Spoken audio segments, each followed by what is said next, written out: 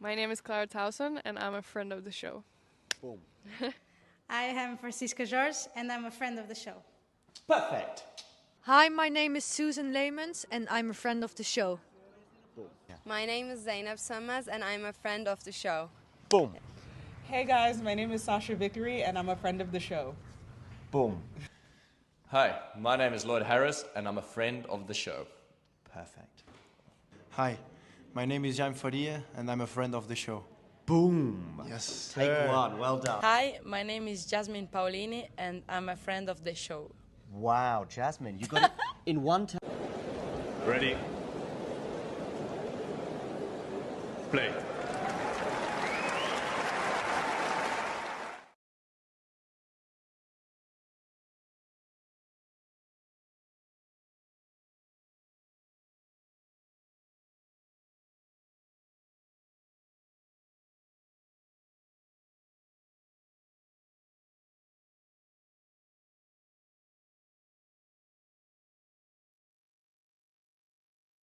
Accepted a 3-month suspension from the sport of tennis, whilst WADA has recognized that his team bared some responsibility and therefore inferred with that would be Jannik Sinner too. Let's get to the details and let's stick to the details and not get much away from that. So I'm going to repeat, Jannik Sinner has accepted a 3-month ban in a settlement with WADA. The suspension will run from the 9th of February, which backdates 6 days, until the 4th of May, and reinforces that an athlete bears responsibility for the entourage's negligence. The appeal, which was due at CAS, the Arbitration for Sport, in April, has as a result been withdrawn. Let's get Jannik Sinner's response to that. But actually, before we do, let's get into the nuts and bolts of the WADA statement. So as you can see here from this tweet from WADA, WADA agrees to a resolution agreement in the case of Jannik Sinner. As I say, Jannik Sinner has complied. We'll get into his response in a second.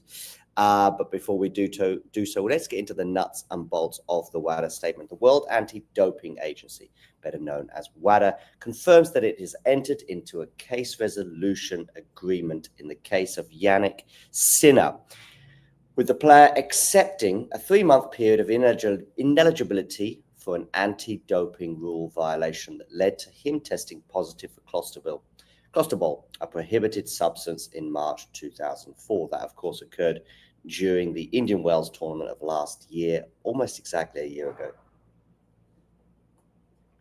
In September, WADA lodged an appeal to the Court of Arbitration for Sport, also known as CAS, in the case of Jannik Sinner, who had been found by an independent tribunal to bear no fault or negligence. Notwithstanding this appeal, the circumstances surrounding this specific case meant that in order to ensure a fair and appropriate outcome, WADA has prepared to enter into a settlement agreement in accordance with Article 10.8.2 of the World Anti-Doping Code. Remember some of these codes because we are going to return to them shortly. WADA accepts the athlete's explanation for the cause of the violation that is outlined in the first instance decision. WADA accepts that Mr. Sinner did not intend to cheat and that his exposure to clostebol did not provide any performance-enhancing benefit and took place without his knowledge as the result of negligence of members of his entourage. However, under the code and by virtue of CAS precedent, an athlete bears responsibility for the entourage's negligence. Based on the unique set of facts of this case, a 3-month suspension is deemed to be an appropriate outcome. As previously stated, WADA did not seek a disqualification of any results. I presume that means what was going back, save that which was previously imposed by the Tribunal of First Instance. The International Tennis Federation and International Tennis Integrity Agency, both co-respondents to WADA's case appeal, neither of which appealed the first instance decision. Both accepted the case resolution agreement. This is the, I'm going to get to this code in a second. Under the terms of the agreement, Mr. Sinner will serve his period of ineligibility starting on the 9th of February. So backdated 6 days. I'm sure he would have probably liked to backdate it a couple of weeks because he hasn't played since the Australian Open final. And it will run until the 4th of May. We'll get into the effects of that on the calendar shortly, which includes a credit for 4 days previously served by the athlete while he was under provisional suspension. Yes, when he first tested positive, he did have a 4 days provisional suspension, didn't he, last year? As per the code article 10.14.2, Mr. Sinner may return to official training activity from the 13th of April 2025. I mean, official training activity, that seems a little bit difficult to qualify. I guess as long as there's no videos of Jannik appearing on social media practicing before then he'll be fine. But I guess he can chill and watch some tennis maybe for a bit. Maybe he could still go to the gym, maintain his fitness. So that seems to be a bit vague, but I will get to that in a second. In light of the case resolution agreement, WADA has formally withdrawn its appeal to CAS.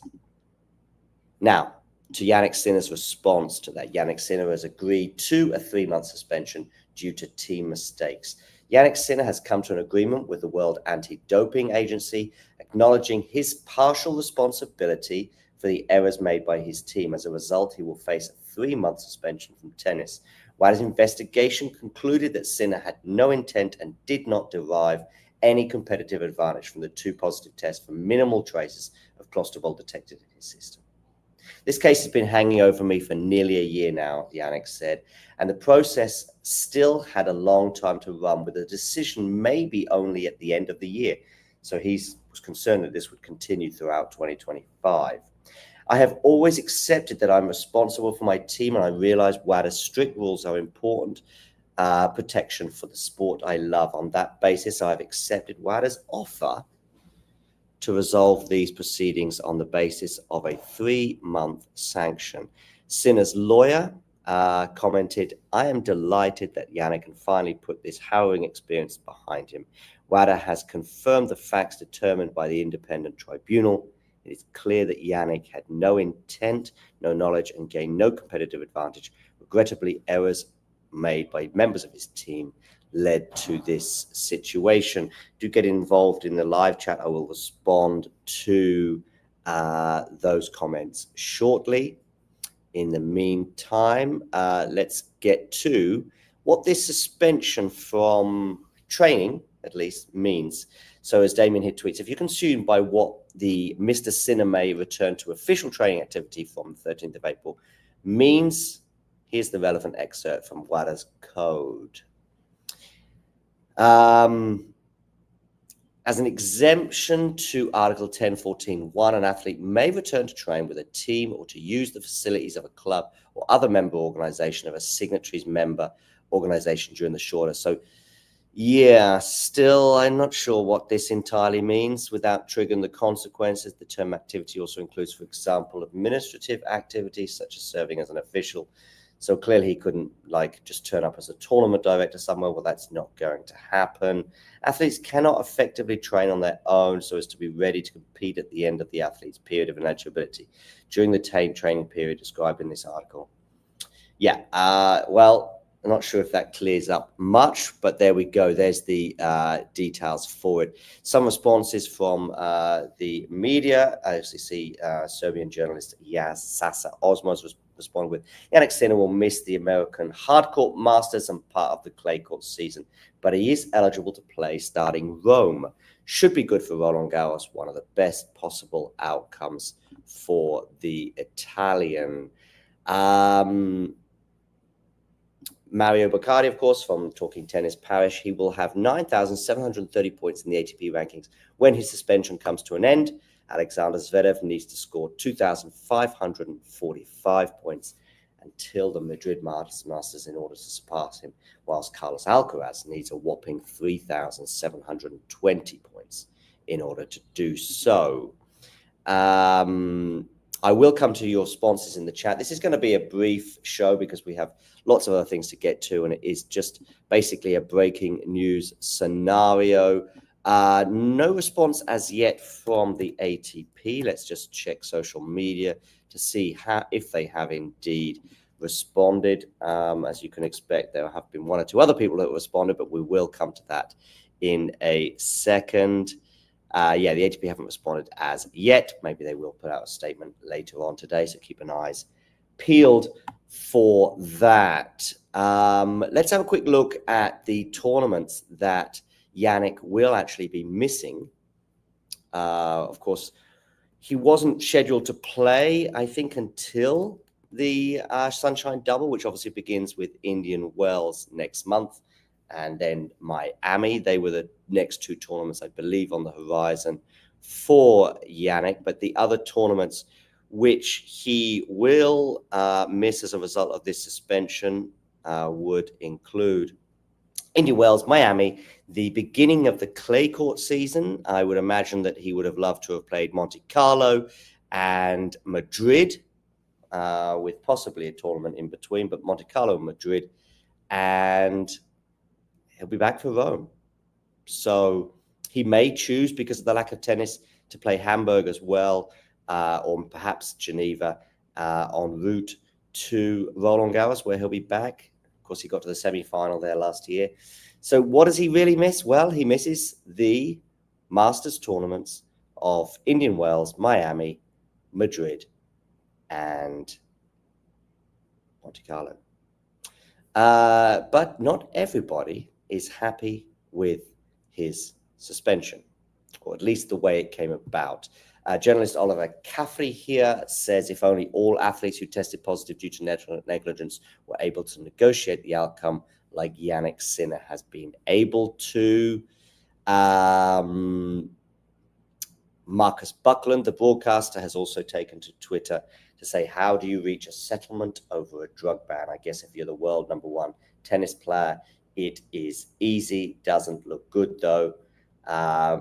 Maybe not a win-win for other players in similar situations who experience very different outcomes. Of course, some of those have mentioned stuff as well. I'm sure he's happy to accept it, but that is not the point. Perhaps somewhat more predictably, though, we've already had a response from Nick Kyrgios, which I will share with you. So he was found guilty, hence the ban, but didn't get stripped of anything and can play the French Open. It's a sad, sad, sad day, says Nick Kyrgios.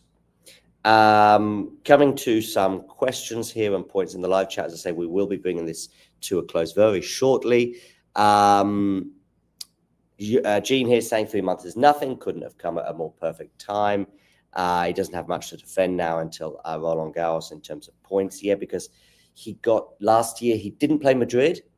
He got to the semis in Monte Carlo, where he was, I think, injured, hence his he did play Madrid, but he withdrew, didn't he, halfway through. But yeah, not many points there to defend. Won Miami and got to the semis in Indian Wells. Michael here suggesting that 3 months is not enough, a minimum 1 year for the first violation, lifetime ban for a second is what he suggests.